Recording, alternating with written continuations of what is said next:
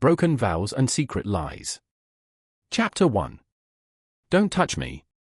The words came out cold, flat, final.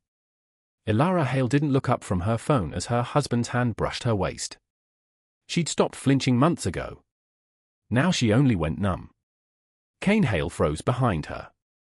His breath fanned over the top of her head, heavy and drunk, the sharp scent of bourbon cutting through the expensive cedar cologne he always wore for other people. Not for her. You've been like this for weeks, he said, low and rough. What the hell is wrong with you? Elara locked her phone and set it face down on the marble counter. The screen had been opened to a photo she'd never meant to see, Kane, kissing her sister, Lila, in the back of his town car last Friday night. Blurry, unmissable, irreversible. She'd deleted it. She'd burned the image into her brain anyway. Nothing's wrong with me, she answered. Everything's wrong with us. Kane stepped around her, blocking the kitchen light. He was tall, broad-shouldered, the kind of man who'd spent his entire life believing his looks and his last name could erase every mistake. Hale Empire. Real estate, hotels, power across 3 states. To the world, he was a perfect husband, a perfect heir, a perfect man. Only Elara knew how rotten he was underneath. This again? He laughed bitterly, running a hand through his dark hair. You're bored. You're lonely. That's all it is. You married young, Elara. You think the fairy tale lasts forever. She stared at him, unblinking. I think you're sleeping with my sister. The laugh died in his throat. For half a second, pure, unfiltered panic flashed across his face. It was gone so fast anyone else would have missed it. But Elara had studied him for 5 years of marriage. She knew every micro-expression, every lie, every shift in his guilt. That's insane, he said, too quickly. Lila's family. She's your sister. And you don't care. Elara's voice didn't shake. She was proud of that. She'd spent so many nights crying alone that she'd finally run out of tears. You don't care that she's 23. You don't care that I welcomed her into our home. You don't care about anything but yourself. Kane's jaw tightened. He moved to grab her arm, but she stepped back, out of reach. Don't, she repeated, sharper this time. I mean it. Where did you hear that? Who told you? His tone turned sharp, accusatory, the way it always did when he was cornered. This is exactly why I don't come home. You're paranoid. You create drama to keep me trapped. I saw the photo. Silence crashed over the kitchen. The huge, modern mansion was quiet around them. No staff, no noise, no distractions. Just the two of them and the decaying marriage they both pretended was perfect for far too long. Kane's shoulders dropped. He stopped pretending to be angry. Now he just looked tired, defeated, shameless. It was a mistake, he said flatly. Elara let out a hollow breath. One mistake? Or months of mistakes? He didn't answer. The silence was confession enough. Elara turned away from him and walked toward the floor-to-ceiling windows overlooking the city. The lights of downtown Seattle glittered below, bright and endless, a skyline she'd once thought represented their future. A perfect life. A perfect love. She'd been 19 when she'd married Kane. Naive, starry-eyed, convinced that rich men didn't cheat, that powerful men stayed loyal, that the love she'd fought for was unbreakable. She'd been so wrong. I've been unhappy for a long time, Elara, Kane said behind her, his voice softer now, manipulative, the way he always spoke when he wanted her to forgive him. You stopped seeing me. You stopped loving me. Lila saw me. She listened to me. Elara closed her eyes. She's my sister. She's not a child, he snapped. She knows what she's doing. And don't act like you're innocent in all this. You've been cold.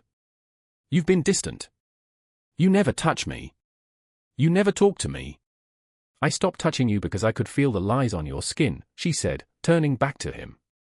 I stopped talking because every word I said didn't matter to you. You were already looking for someone else to fill the gaps I wasn't allowed to fill. Before Kane could reply, the front door opened. Light footsteps clicked across the marble foyer.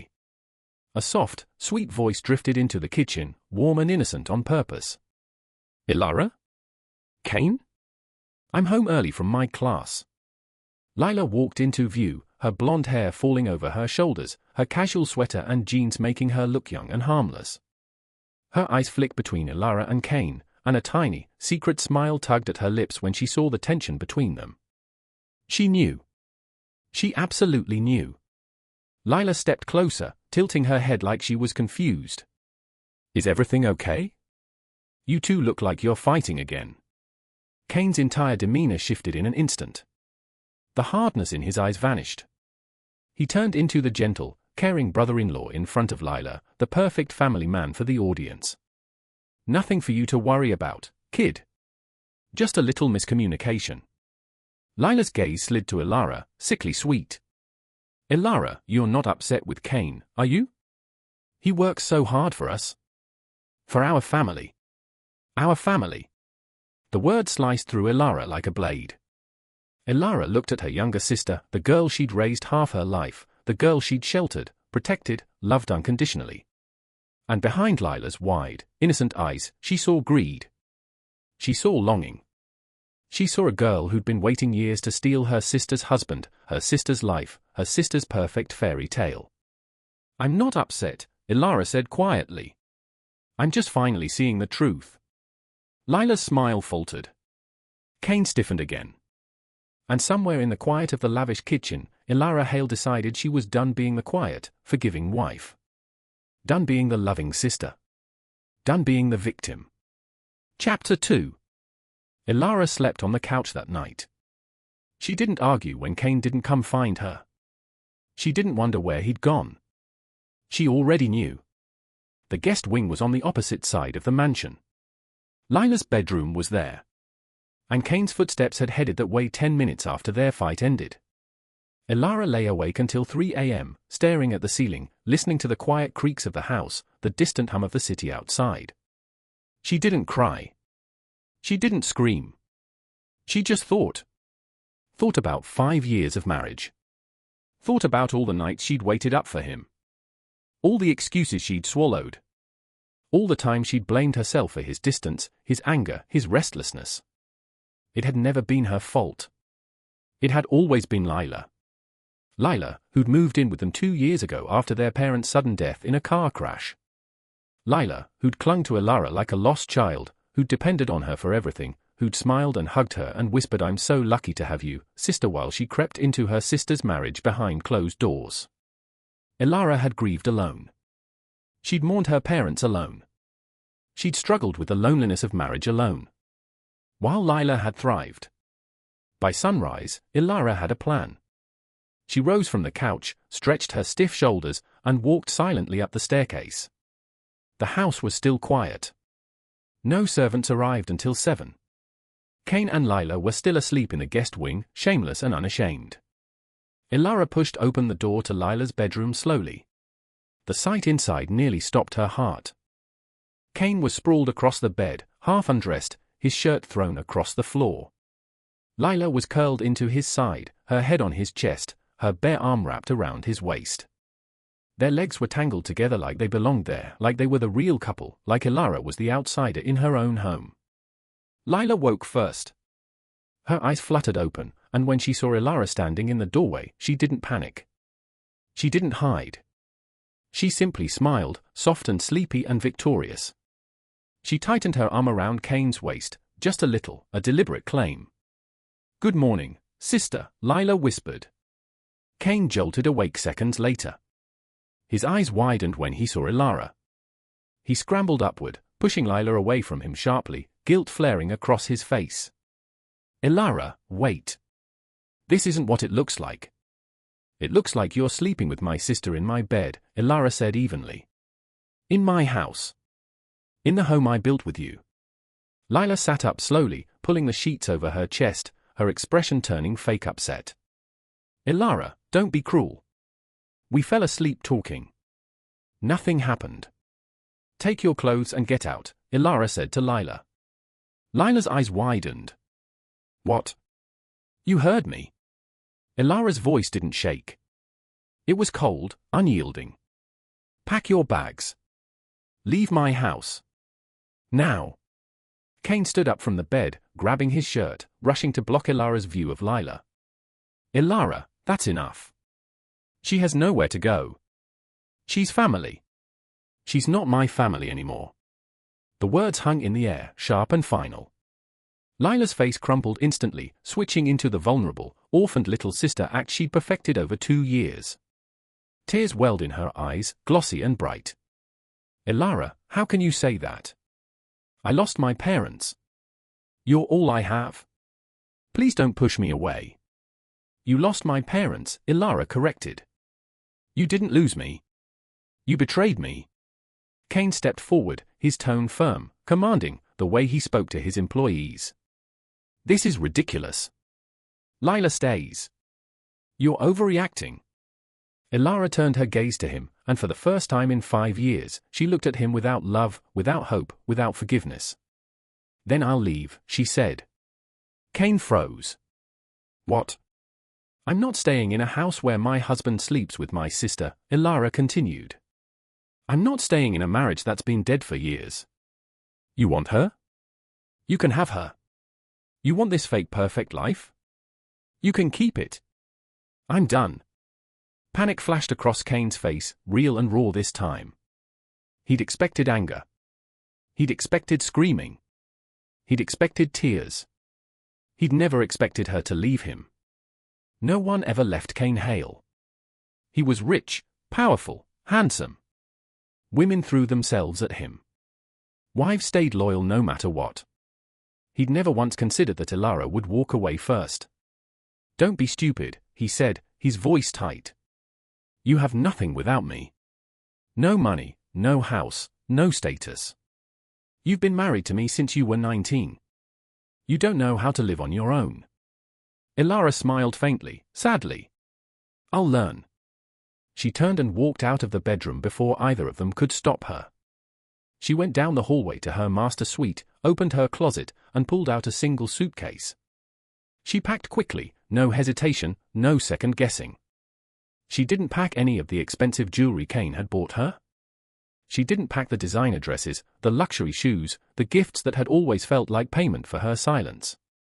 She packed only her own clothes, her own old photos, her parents' old locket, and her dignity. By the time Kane and Lila rushed into the master bedroom, Elara was zipping her suitcase closed. Elara, stop. Kane reached for her arm again, desperate now. Let's talk. We can fix this. I'll end things with Lila right now. I swear. It was a mistake, a terrible mistake. Lila stood in the doorway, her eyes dark with rage beneath her fake tears. She'd never once considered that her sister would choose to leave instead of beg and forgive. Elara pulled her arm away. It's too late. You're throwing away 5 years of marriage over one mistake. Kane demanded, frustrated now, angry again. Over one stupid night. It was never one night, Elara said quietly. I know everything now, Kane. All the hotel stays. All the secret texts.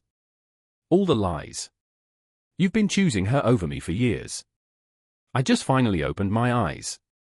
She lifted her suitcase, grabbed her phone and her keys, and walked toward the door. Where will you go? Kane snapped. You have nowhere. Elara paused at the door, glancing back at him, then at Lila. I'll go somewhere I'm not the second choice, she said. Somewhere I'm not a joke. And then she left. The front door slammed shut behind her, echoing through the silent mansion. Kane stood frozen in the middle of the bedroom, staring at the empty doorway, his chest heaving. Lila stepped up behind him slowly, her soft hand resting on his back. Her voice was sweet and consoling, but her eyes were cold and triumphant. Let her go, Lila whispered. She doesn't understand you. She never did. But I do. I'm here for you, Kane. Always. Kane closed his eyes, leaning into her touch, consumed by guilt and anger and fear he refused to name. He thought he'd won. He thought losing Elara meant gaining Lila, meant freedom from his boring, lifeless marriage. He had no idea how wrong he was. Chapter 3. Elara checked into a small boutique hotel downtown. It was nothing like her mansion. No marble floors, no ocean view, no staff waiting on her every need. It was small, quiet, ordinary. For the first time in years, it felt like hers. She sat on the edge of the hotel bed and breathed deep, slow breaths, trying to calm the shaking in her hands. She'd left everything she knew behind. Her marriage, her home, her wealth, her family. At 24 years old, she was starting over from zero. Her phone blew up within minutes. Dozens of missed calls from Kane. Texts ranging from angry demands to come home to desperate apologies. Then calls and texts from Lila, fake worried messages asking if she was safe, begging her to talk, insisting they could fix everything together as a family. Elara blocked both of their numbers without hesitation. She turned her phone off entirely, set it on the nightstand, and buried her face in her hands. For the first time since she'd found the photo, she cried. She cried for her parents, who died never knowing their younger daughter was cruel and selfish. She cried for her younger self, the girl who'd believed in true love and happy endings. She cried for the 5 years she'd wasted on a man who'd never loved her, a sister who'd never cared about her. When she finally lifted her head, her eyes were red and swollen, but her resolve was harder than ever. She wasn't going back. Ever. The next morning, Elara turned her phone back on. She had dozens of emails from Hale Empire's legal team, formal messages reminding her of her marital contract, of her financial dependence on Kane, of what she stood to lose if she filed for divorce. Kane wasn't just begging her to come home anymore. He was threatening her. The Hale family didn't do public divorce scandals. They didn't do failure. They cleaned up their messes quietly, paid people off, silenced problems. Elara was now the problem. She read through the legal emails calmly, then opened her browser and searched for the best divorce attorney in Seattle. She didn't have money right now, but she had a marriage with substantial assets, and she wasn't going to let Kane bully her into silence. She scheduled a consultation for that afternoon. Before she could close her laptop, a new email popped up in her inbox, one she didn't expect. Anonymous.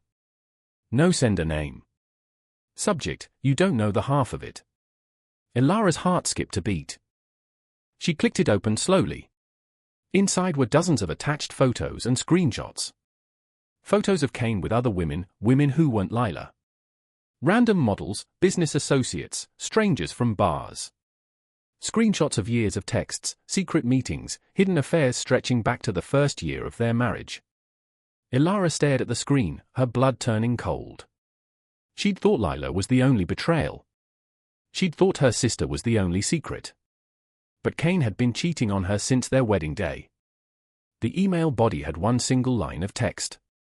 Lila isn't the only one hiding secrets from you. The Hale family is rotten to the core. Watch your back. Elara sat frozen for a long time, staring at the words, scrolling through photo after photo of her husband's endless lies. Who sent this? Who knew all of Kane's secrets? And what else was the Hale family hiding? Chapter 4. The law office was sleek, modern, quiet, miles away from the chaos of Elara's old life. Her attorney, Ms. Carter, was a sharp, middle-aged woman with no patience for rich people's drama. She skimmed through the anonymous evidence Elara had pulled up on her phone, her expression hardening more and more with every photo. This is ironclad infidelity, Ms. Carter said finally, leaning back in her chair.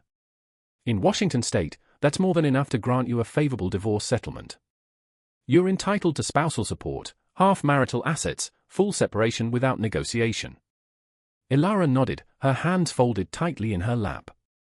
He'll fight it. He hates losing. Everyone hates losing half their fortune, Ms. Carter said dryly. But Kane Hale can't fight proof. These photos, these texts, they date back for years. He's been cheating on you for almost your entire marriage. And with your sister, on top of it. Public sympathy will be entirely on your side if this goes to court. Elara stared at the table. I don't want public sympathy. I just want to be free. Freedom costs money when you've been financially dependent for 5 years. Ms. Carter closed the file. I'll file the divorce papers by the end of the day.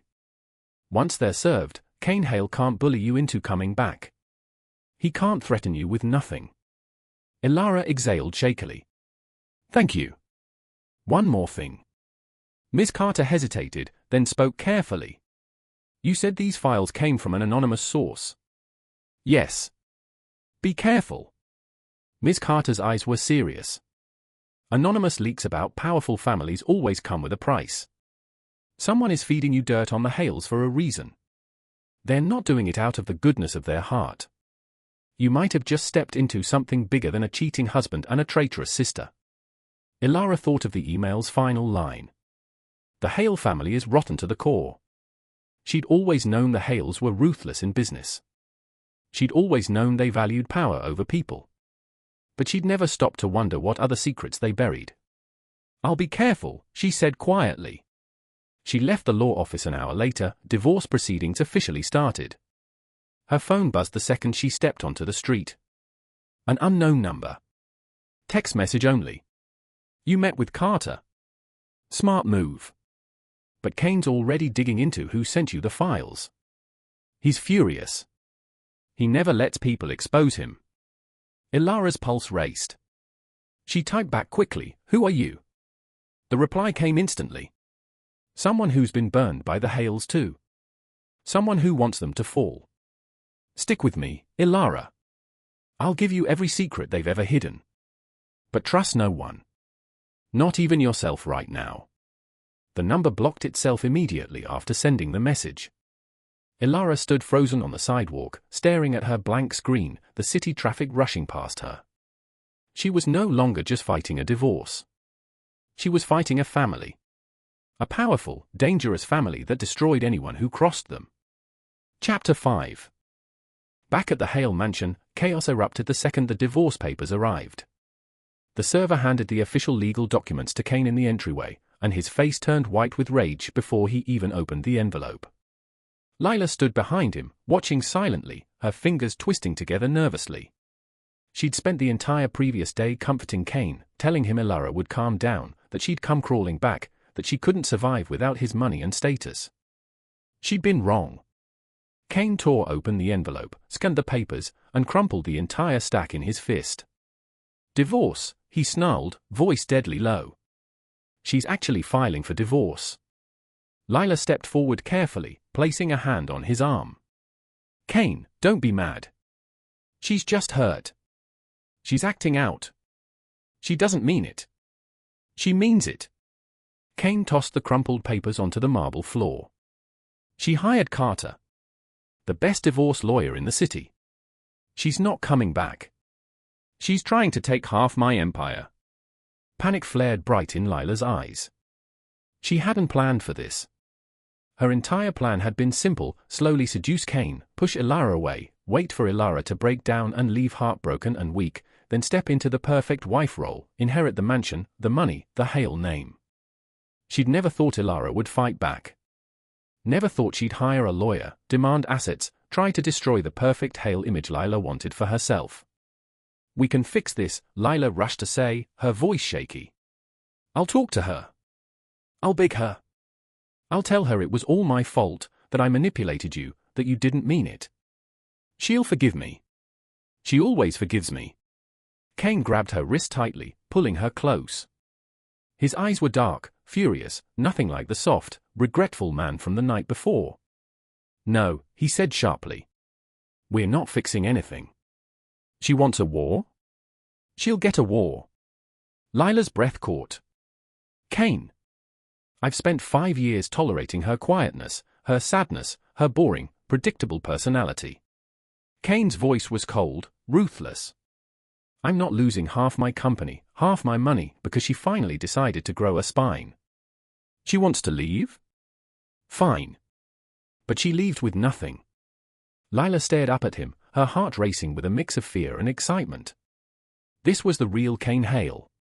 Ruthless, unforgiving, hungry for control. The man she'd fallen in love with, the man Elara had never been strong enough to handle. What will you do? She whispered. Kane released her wrist and pulled out his phone, already dialing a number. I'll ruin her first, he said flatly. Before she ruins me. He turned and walked toward his office, leaving Lila standing alone in the empty foyer, a small, satisfied smile spreading across her face. Elara thought she could win? Elara thought she could outfight the Hales. She was about to learn exactly how cruel this family could be. Chapter 6. 48 hours later, Elara's life fell apart publicly. It started with social media. Anonymous accounts began posting stories about her, painting her as a cold, distant, unfaithful wife who'd neglected her husband, who'd refused him love and attention, who'd driven him to seek comfort elsewhere. Fake friends came forward with fake stories, claiming Elara had been emotionally abusive, that she'd isolated Kane, that she'd cared only about money and status. Tabloids picked it up within hours. Bored Seattle socialite Elara Hale abandons devoted husband, destroys perfect family. Kane Hale's broken heart, the wife who stopped loving. The headlines were vicious, one-sided, completely fabricated. Kane's PR team was working overtime to paint him as the victim, the loving husband betrayed by his cold wife, while Lila played the grieving, supportive little sister, posting soft, sad photos on her Instagram with captions about family heartbreak and unwanted division. The public ate it up. Strangers commented cruel things online, calling Elara greedy, bitter, heartless. People she'd known for years, society friends she'd entertained in her home, turned their backs on her instantly, choosing the Hale family's perfect image over the truth. Elara sat in her hotel room, scrolling through the chaos, her hands steady. She'd known Kane would fight dirty. She just hadn't realized how fast he'd destroy her reputation to save his own. Her phone buzzed again. The unknown number, once more. They're going to leak fake cheating rumors next. They're planning to paint you as the unfaithful one to destroy your divorce case. Be ready. Elara typed back, "Why are you helping me?" The reply was slower this time, darker. "Because Kane Hale destroyed my life. Now I'm going to destroy his. And you're the only person close enough to take him down for good. Trust me. I'm on your side." Before Elara could respond, a new text popped up from a number she recognized instantly. "Lila? I'm sorry it has to be like this, sister. If you drop the divorce, I'll leave Kane. We can be family again. Please don't make me choose between you and him." Elara laughed out loud, a bitter, hollow sound.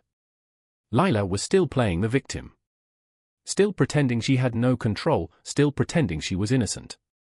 She typed one final message to Lila before blocking her permanently. "You chose him the second you kissed my husband.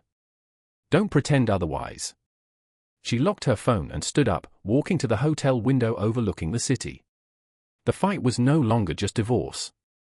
It was truth against lies. Good against corruption. Her broken heart against an entire family built on secrets and greed. And Elara was done losing. Chapter 7. The next morning, the fake rumors dropped exactly as the anonymous source had warned. A mainstream entertainment site published a long, heavily edited article claiming Elara had been secretly seeing a man for over a year, that she'd been distant and cold to Kane because she'd already fallen for someone else. The story included blurry, out-of-context photos of Elara walking with her male divorce lawyer after their consultation, cropped, framed, twisted to look like a clandestine date. No caption explained the truth. No one cared to fact-check. Within hours, the internet erupted. Kane's PR team flooded every social platform with sympathetic hashtags for Kane Hale, painting him as a wronged husband struggling to hold his family together while his wife abandoned him for a mystery lover. Lila reposted every single story, adding soft, grieving captions about broken homes and unforeseen betrayal, playing the heartbroken little sister who'd lost both her family and her peaceful life. It was a masterclass in manipulation. Elara stared at the article on her screen, her face completely calm. She had expected this. Kane didn't fight fair. He never had. Growing up as a Hale meant learning early that money could rewrite narratives, power could bury truth, and reputation was just another weapon to wield against anyone who dared cross you. Her phone buzzed. The unknown number again. "They're pushing the affair narrative to tank your alimony claim. Judges hate unfaithful wives in high-net-worth divorces, even if the evidence is fabricated. They're betting you'll panic and settle cheap." Elara typed back quickly. "What do they have on me? Anything real?" The reply came seconds later, sharp and precise. "Nothing. All smoke. All edited footage. All lies. But lies stick faster than truth in the press.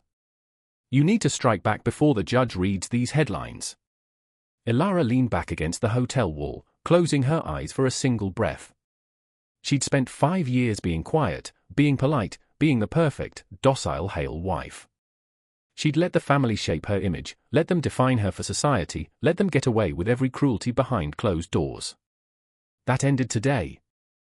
She opened her email and forwarded every single file the anonymous source had sent her, every cheating photo, every year of hidden text screenshots, every hotel receipt, every secret booking, to Ms. Carter. Then she typed a single instruction. Release everything. Ms. Carter called her 10 minutes later, voice tight with urgency. Elara, if we drop all this evidence publicly, this war goes from legal to nuclear. The Hale name will be dragged through the mud. They will never forgive you. They never forgave me for existing in their perfect little world, Elara replied flatly. Do it. Let the public see who the real liar is. You'll destroy their entire social standing, Ms. Carter warned again. Kane's business deals are already fragile. A scandal this big could tank Hale Empire's entire residential project lineup. Good. Elara's voice didn't waver. He ruined my name first. Let him suffer the consequences. The call ended. 30 minutes later, the internet exploded all over again, but this time, the tide shifted. Ms. Carter's legal team released a curated, verified dossier of evidence, time-stamped and legally authenticated, proving Kane's years-long infidelity. The photos were unedited, the texts unaltered, the hotel records irrefutable. The timeline stretched back for full years, proving Kane had been cheating on Elara since barely a year into their marriage. Worst of all for Kane and Lila? Multiple high-resolution photos showed Lila sneaking into Kane's private suite at 5-star hotels, climbing into his car late at night, kissing him behind closed event doors while Elara sat at home alone. The public lost its collective mind. The narrative shattered instantly. One day Elara was the cold, cheating wife. The next, she was the grieving, loyal spouse betrayed by her husband and her own sister. Hashtags like #Kane Hale Cheater and #Lila the Traitor swept the platform, replacing the sympathetic stories for Kane. Society pages rushed to delete their earlier articles, influencers backtracked their comments, and every socialite who'd spoken against Elara began scrambling to correct their stance. Back at the mansion, Lila screamed when she saw the evidence drop. She threw her phone across the bedroom, watching it smash against the wall, tears burning her eyes, not from guilt, but from rage and humiliation. She ruined me, Lila shrieked. She actually ruined me. Kane stood in the center of the room, his face pale and murderous. His phone buzzed non-stop with panicked calls from his board, his investors, his PR team, all begging for damage control. Multiple ongoing business partnerships were already sending urgent emails threatening to pull out entirely. His empire was crumbling, and it was all because he'd underestimated Elara. Calm down, Kane snapped, but his own hands were shaking. It's just tabloid noise. It'll blow over. It won't. Lila spun on him, her sweet mask finally cracking completely after years of hiding. Her voice was sharp, bitter, unhinged. Everyone knows now. Everyone knows I slept with my sister's husband. My reputation is destroyed. I came here for you, I betrayed my only family for you, and now I'm the villain. Kane stared at her, stunned by her outburst. This was the real Lila. Not the soft, innocent, vulnerable little sister. This was the greedy, calculating, vengeful girl who'd spent years plotting to take Elara's place. For the first time, Kane felt a flicker of regret. He'd traded his steady, calm, loyal wife for a storm. A spoiled, selfish, explosive storm. You knew the risks, Kane said coldly. Don't blame me for your choices. Lila's eyes widened in horror. My choices? You pursued me. You told me Elara didn't matter. You said we'd be together. I said a lot of things when I was bored and lonely, Kane replied brutally. The words landed like a slap. Lila froze, her mouth falling open, all her rage melting into pure, shocked hurt. In that moment, she realized the terrible truth she'd refused to admit for years: Kane had never loved her. He'd only used her to fill the empty spaces in his monotonous marriage. She'd been a distraction, a toy, an ego boost, and nothing more. She destroyed her relationship with her sister, burned every bridge she had, for a man who'd never cared about her at all. Tears flooded her eyes, but these were real tears: grief, shame, devastating regret. "You don't mean that," she whispered brokenly. Kane didn't bother answering. He turned and walked out of the bedroom, leaving her sobbing alone on the bed, too busy fighting to save his collapsing company to comfort the girl he'd ruined. Chapter 8. That evening, Elara received a new text from the anonymous source. "You broke their public image. Now they'll go for blood privately. Kane's digging up every old secret he can find on you. He's also investigating who's leaking to you. Be extremely careful tonight." Elara frowned down at her screen. She had no secrets. No affairs, no scandals, no hidden debts.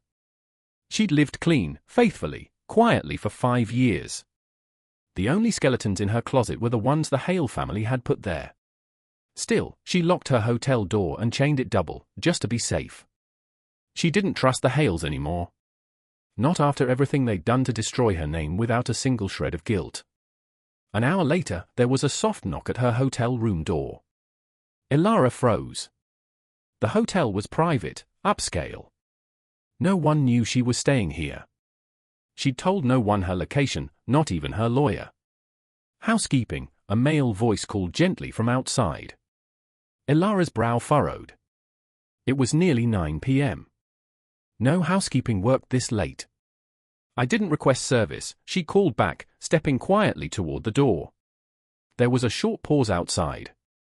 Then the voice came again, lower, smoother, different now. "You need to let me in, Elara. I'm not here to hurt you. I'm here to tell you the truth about the Hales." Her heart skipped a beat. This was him. The anonymous source. Hesitantly, she unlatched the chain and pulled the door open a crack. A man stood in the dim hotel hallway, tall, broad-shouldered, with sharp dark eyes and a face that carried the quiet weight of too many secrets. He was dressed simply in a black jacket and dark jeans, no luxury branding, no pretense, nothing like the wealthy socialite she'd spent her life surrounded by. He looked tired, guarded, but not dangerous. "Who are you?" Elara asked firmly, keeping the door half closed. The man's gaze swept over her quickly, checking for any sign of distress, any hidden cameras, any bugs. Satisfied, he leaned in slightly, voice low enough only she could hear. "My name is Jude Mercer. I used to be Kane's right-hand man. Until he ruined my sister's life." Elara's breath caught. "Your sister?" Jude's jaw tightened, his eyes hardening with old, unhealed anger. "For years ago, Kane had an affair with my younger sister. She was 20. She fell in love with him, thought he'd leave you for her. When she got pregnant, Kane paid her off, threatened her, told her to abort the baby or lose everything she had. She refused. A month later, she crashed her car on a dark highway outside the city. The police called it an accident." His voice cracked, just barely. "It wasn't an accident." Elara stared at him in stunned silence, her blood turning icy cold in her veins.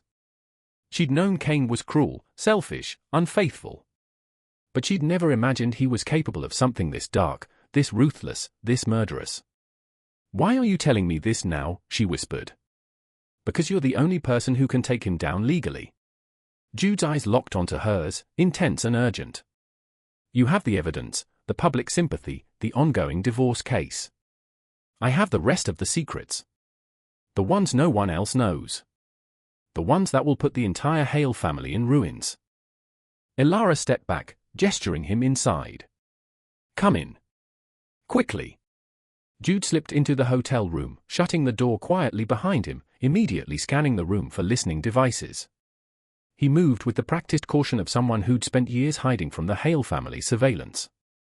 "They bug every high-end hotel in the downtown district," Jude said quietly. "Not all rooms. But enough. We have 15 minutes before they might pick up audio of this conversation." Elara's hands trembled slightly as she stared at him. "What else are they hiding?" Jude pulled a small encrypted USB drive from his jacket pocket, setting it down on the hotel desk between them. "Everything. Embezzlement. Fraud. Hidden offshore accounts. Illegal construction deals that killed 2 workers 3 years ago. Kane's father covered it up with hush money and fake autopsy reports. The entire Hale empire is built on lies, blood, and buried bodies. Elara's head spun. She'd married into this family believing they were merely wealthy, powerful, slightly cold. She'd never known they were corrupt. Dangerous. Criminal. Why help me? She asked again, searching his eyes. Why risk everything to take them down? Jude's gaze darkened. Because Kane took my sister from me. He destroyed her life and got away scot-free. I've spent for years gathering proof, waiting for the right person to expose him. You're that person. He leaned forward, voice sharp with urgency. But you need to understand something, Elara. This isn't just a divorce anymore. If you take this USB and use what's on it, you're not just fighting for your freedom. You're fighting a family that kills to protect its name. They will not hesitate to destroy you completely if you keep digging. Elara looked down at the small drive, then back up at him, her fear fading into cold, unbreakable resolve. I'm not stopping now, she said firmly. They started this war. I'm going to finish it. Chapter 9. Back at the Hale mansion, Lila was unraveling fast. Her social media comments were flooded with hate messages. Old friends abandoned her. Every family acquaintance refused to answer her calls. The perfect socialite future she'd spent years chasing had vanished overnight. She was alone, hated, and completely dependent on the man who'd just admitted he'd never loved her. Desperate and bitter, she picked up her phone and dialed Elara's number, ignoring the block, using a new burner app to get through. Elara's phone rang once before she answered, quiet and alert. What do you want, Lila? Lila's voice was raw, hysterical, nothing like her sweet, fake tone from before. You ruined my life. You destroyed everything. Why couldn't you just leave it alone? Why couldn't you just let me have him? Elara exhaled slowly, staring across the hotel room at Jude, who watched her silently. You stole my husband, my marriage, my home, Elara said steadily. You spent 2 years lying to me, manipulating me, pretending to be my grieving little sister while you slept in my bed. You have no right to blame me for the consequences of your own choices. I loved him. Lila screamed. I loved him first. I've loved him since I was 18. You married him and took him from me. Elara froze, stunned. You loved him since you were 18. Yes. Lila sobbed, the truth pouring out of her in a messy, broken rush. I watched him marry you. I watched you have everything I wanted. I waited years. I was patient. I deserved him more than you did. You never appreciated him. I did. Elara's chest tightened with a sick, horrified realization. This hadn't been a spontaneous affair after their parents' death. It hadn't been a mistake. It had been a years-long obsession. A deliberate, calculated plan Lila had been plotting since she was a teenager. Her own sister had been coveting her husband, her life, her status, for half a decade. You're sick, Elara whispered. I'm honest. Lila snarled. I'm honest about what I want. You're just weak and boring and pitiful. You never fought for him. You never fought for anything. Elara's voice turned cold, final. I'm fighting now. And I'm going to win. She hung up the call and blocked the burner instantly. Jude spoke quietly from across the room. She's not done. She's desperate now. Desperate people make dangerous moves. Elara nodded. What's she going to do? She'll try to hurt you directly. Jude's eyes were serious. She can't destroy your reputation anymore. So she'll go for physical intimidation. She'll beg Kane to take extreme action. And Kane? Kane listens to no one when he's cornered. He paused, then added, quieter. He's already ordered surveillance on every hotel in the city. He's searching for you right now. Elara's stomach dropped. Then I need to leave here. You can't leave yet. Jude stood, grabbing his jacket. Not tonight. If you move now, his trackers will pick you up. We lay low tonight. Tomorrow, we disappear. And tomorrow, we start taking the Hales down for good. Chapter 10. Back at the mansion, Kane sat alone in his dark office, drinking bourbon straight from the bottle, his desk covered in panicked business emails and legal threats. His empire was bleeding. Investors were pulling out. Brand deals were collapsing. His family name, pristine for 3 generations, was now synonymous with cheating, lies, and scandal. And it was all Elara's fault. Lila burst into his office without knocking, her eyes red and wild, her hair messy, every inch of her perfect socialite facade shattered. "We have to stop her," she demanded. "We have to find her and make her stop." Kane looked up at her, exhausted and furious. "What do you want me to do, Lila? She's got irrefutable evidence. She's got public support. I can't fix this with PR anymore." "Then fix it another way." Lila stepped forward, leaning over his desk, her voice dropping to a dangerous, vicious whisper. "Find her. Threaten her. Make her drop the divorce. Make her retract everything. If she won't do it willingly, make her."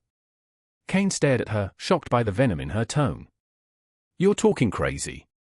"I'm talking survival." Lila snapped. "I have nothing left." "You have nothing left.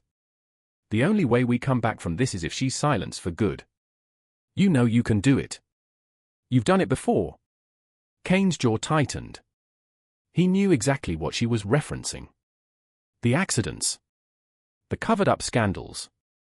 The people who'd crossed the Hales and disappeared. For a long moment, he said nothing, staring down at his desk, weighing his options. His reputation. His empire. His entire life's work. Against the wife who betrayed him by finally telling the truth. Finally, he lifted his head, his eyes cold and empty, every last shred of mercy gone. "Find her," he said quietly.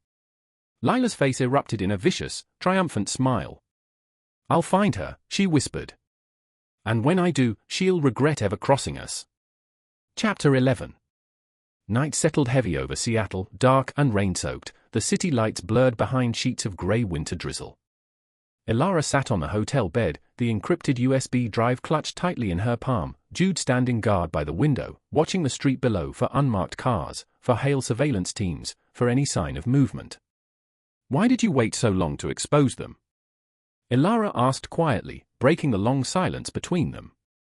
Jude's gaze stayed fixed on the rainy street, his voice low and rough with old pain. "Because I needed proof. Proof solid enough to bury them forever. For 4 years, I worked beside Kane every single day, collecting files, recording conversations, copying documents, hiding evidence. If I'd moved too soon, he would have buried me too. Just like he buried my sister." He finally turned to look at her, his eyes steady and sincere. "You were the first crack in his perfect armor. The first person brave enough to walk away from him instead of bending to his will. The first person with nothing left to lose." Elara stared down at her hands, at the faint scars left from years of quiet stress, from nights spent crying alone, from a lifetime of being overlooked and underestimated. "I used to be so afraid of him," she admitted softly. "Afraid of his power, afraid of his anger, afraid of losing everything he gave me. I thought without his money and name, I was nothing. You were never nothing." Jude's voice was firm, unshakable. "He made you believe you were nothing to control you. That's how the Hales operate. They take strong, brilliant people and shrink them small so they can own them." Elara lifted her head, meeting his eyes, a strange, quiet warmth settling over her chest, a feeling she hadn't experienced in years, safety. True safety, not the fake security of wealth and luxury, but the safety of someone who saw her, believed in her, stood with her. Before she could speak, Jude's phone vibrated once, sharp and urgent. He pulled it out, glanced at the screen, and his expression dropped instantly into deadly seriousness. "They found the hotel." Elara's heart slammed into her throat. "What?" "Hale security sweep. They cross-referenced your lawyer's payment records, tracked the hotel booking under a dummy name. They're 2 minutes out." Jude grabbed her suitcase off the floor in one swift motion, tossing her coat to her. "We run now. No time to pack. No time to hesitate." Panic flared hot and sharp in Elara's chest, but she forced it down, jumping to her feet, clutching the USB drive tightly in her fist. This was it. The final line between her old life and her new one. Behind them, distant but fast approaching, she heard the sound of heavy footsteps in the hotel hallway. Heavy, deliberate footsteps, not housekeeping. Hale enforcers. Jude grabbed her wrist, pulling her toward the back exit of the room, voice sharp and urgent in her ear. Stay close to me. Don't make a sound. And whatever happens, don't let anyone take that USB. Elara nodded, her breath coming fast, her resolve hardening into steel. The war was no longer online. No longer legal. It was hunting season. And the Hales were hunting her.